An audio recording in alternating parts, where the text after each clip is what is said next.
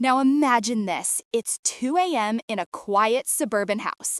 A man gets out of bed, walks to the kitchen, fries some eggs, sprinkles a bit of salt, eats them, then calmly returns to bed. Nothing strange, except he never woke up. His eyes were open, but his brain was still locked in deep sleep. He was sleepwalking. Now picture this. A teenage girl steps outside, wanders a few blocks down the street, and later wakes up barefoot, confused, standing in the neighbor's garden. Or worse, a man in Canada once drove his car for miles in the middle of the night while technically unconscious. So here's the creepy paradox. Sleepwalking makes you look awake, but your consciousness is offline. Your body moves like Windows booting in safe mode, while the app walking.exe accidentally opens and consciousness.exe has completely crashed. And yet, it's not just a random glitch. Sleepwalking is surprisingly common. Up to 30% of children and about 4% of adults will experience it at least once, which means, statistically, someone you know has wandered around their house at night, zombie style, with zero memory of it in the morning. But here's the real kicker. Sleepwalking isn't always innocent. People have cooked meals, rearranged furniture, even gotten into fights. Some have hurt themselves. And in very rare, very dark cases, crimes have been committed while the sleepwalker had no idea what they were doing. Nutty pops in with her smug grin. Bravo, humanity. You invented midnight snacking, but forgot to install the part of the brain that says, maybe don't climb out the window while unconscious. So why does this happen? Why does the brain sometimes decide to hit pause on consciousness, but leave the autopilot running? And what does it tell us about the fragile line between being awake and being a puppet of your own biology? Welcome to the world of sleepwalking, where the body roams free, the mind is missing, and the weirdest roommate you'll ever have is yourself. To understand sleepwalking, we need to understand how the brain sleeps. Falling asleep isn't like flipping a light switch. It's more like running through a playlist. First comes light sleep, then deep sleep, and later REM sleep, the dream stage. Sleepwalking almost always happens in deep non-REM sleep, usually within the first third of the night. This is supposed to be the calmest stage. Your muscles are relaxed, your heart rate slows down, and your brain waves move in slow, synchronized patterns. It's the time when your body does its best repair work. And yet, sometimes the brain glitches. During an episode, the parts of the brain that control movement are switched on, while the part responsible for rational thought, the prefrontal cortex, remains shut down. That's why someone can walk, eat, or open doors without having any awareness or memory of it. Think of it like an airport at night. The runways are lit, the ground crew is active, planes are moving, but the control tower? Empty. Flights are taking off without anyone in charge. Brain scans of sleepwalkers show this exact chaos. Islands of the brain wake up, while the rest stays underwater in sleep. Action without awareness. Who does this happen to? Mostly children. Up to 30% of kids will experience sleepwalking at least once. Most of them grow out of it, but for some, it sticks around into adulthood.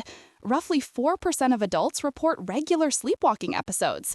That may sound like a small percentage until you realize it means millions of people are wandering around at night, eyes open, brain half asleep. And genetics plays a role.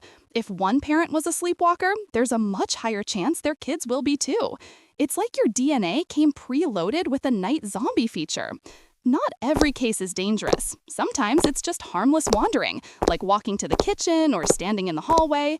But sometimes it's chaos. People have tried to leave their homes, unlock cars, even climb out of windows. And because the safety filter of the brain is turned off, the risks are very real. So what's actually happening here? Why does the brain allow this at all? In REM sleep, your body is paralyzed while you dream. That's nature's way of keeping you safe. But in deep non-REM sleep, the body isn't fully locked down. If stress, exhaustion, alcohol, or random bad luck collide, the wrong circuits can fire, and suddenly the autopilot takes over. Sleepwalking is not a ghost story. It's not your soul wandering outside your body. It's a biological bug, a half-asleep brain accidentally letting the autopilot drive the ship.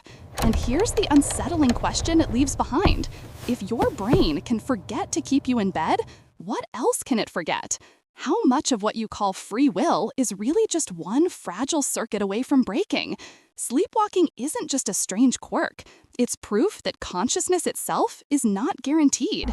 At any moment, the brain can vanish into the dark, while the body keeps moving like nothing ever happened.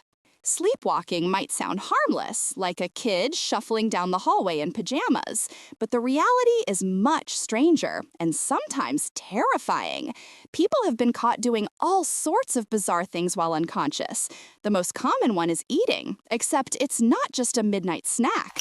Some sleepwalkers raid the fridge for raw ingredients. There are reports of people eating butter straight out of the tub, chewing frozen food, or even trying to munch on soap. Imagine waking up to crumbs on your pillow and no idea why your stomach feels like you swallowed a brick. Others get creative. People have rearranged furniture, cleaned their entire living room, or folded laundry while fully asleep, which sounds kind of amazing until you realize they also sometimes break things, spill things, or trip over what they just moved. Basically, it's like hiring a cleaning service run by a drunk raccoon. Then there's sleep texting and sleep emailing. Yes, it happens. People have woken up to find half-written messages on their phone or awkward emails sent to coworkers in the middle of the night.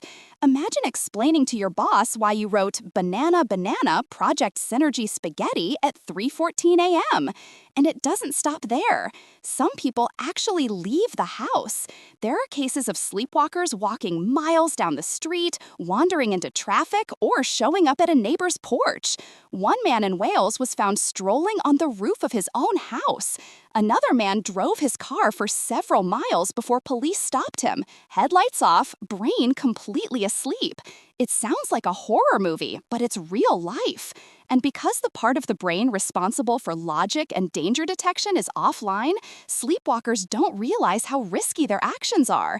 To them, the world feels normal until they wake up somewhere very much not normal. And here comes the truly dark side. There have been reports of sleepwalkers getting into fights, breaking windows, even committing violent acts. Most of the time, it's harmless fumbling, but sometimes the line between unconscious wandering and unconscious aggression gets blurry. What makes this even creepier is that sleepwalkers look awake. Their eyes are usually open, they can respond to questions with short phrases. From the outside, they might seem groggy but conscious, which is why family members sometimes don't realize what's happening until later. Imagine sitting at the kitchen table at 2 a.m. chatting with someone, only to discover the next morning they don't remember a single word. So let's recap.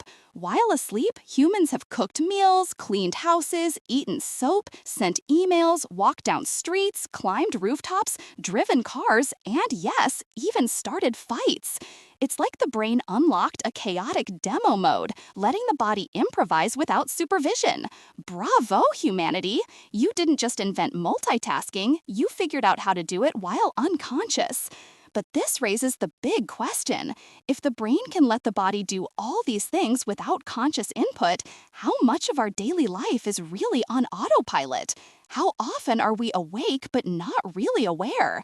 Sleepwalking shows us a disturbing possibility that your body can go through the motions of living while you, the conscious thinking part, are completely absent. You can literally be here, but not here, a ghost inside your own skin. And as funny as the stories of sleep texting or raccoon-style midnight snacking might sound, there's a darker truth behind them. Sleepwalking isn't just weird. It's a reminder that the line between control and chaos, between awareness and emptiness, is far thinner than we'd like to believe. So far, sleepwalking sounds like a mix between comedy and chaos. Eating soap, sending spaghetti emails, funny but mostly harmless. Except it isn't always harmless. Sometimes sleepwalking becomes deadly. Every year, people are seriously injured during episodes. Falls are common. Imagine climbing out of bed, wandering to a staircase, and tumbling down because your brain forgot to turn on the balance feature.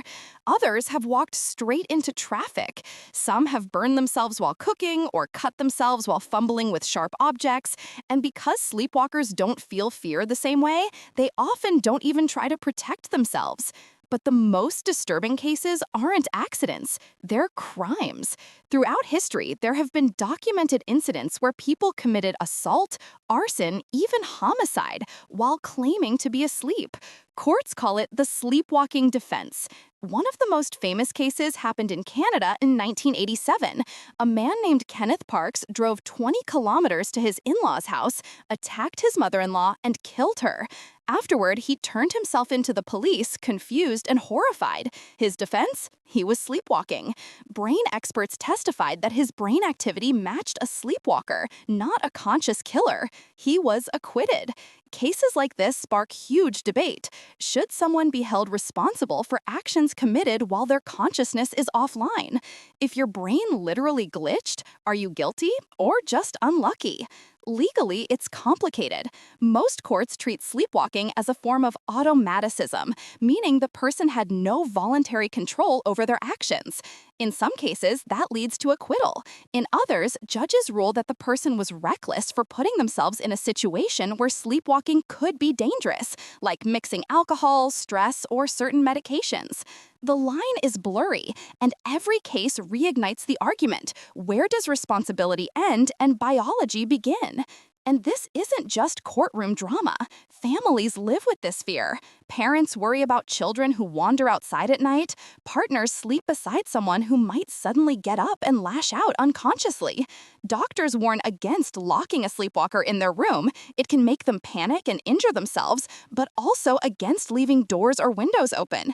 It's a balancing act between safety and freedom, all while the person has no idea what they're doing. Which brings us back to the deeper question. Sleepwalking forces us to face the uncomfortable truth that not all human behavior is driven by conscious choice.